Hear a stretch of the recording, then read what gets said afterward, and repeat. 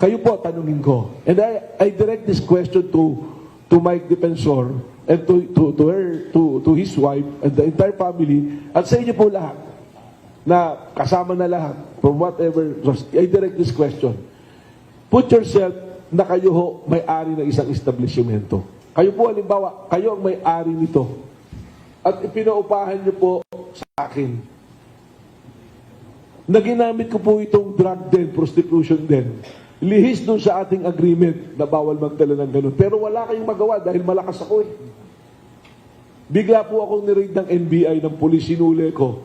Magagalit po ba kayo rin sa nang huli o matutuwa kayo?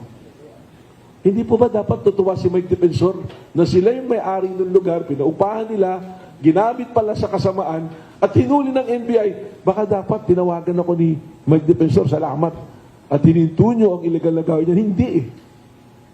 Sinabi niya, politika to. Yun po yun, napanood ko yung interview niya eh. 哎呦我的妈！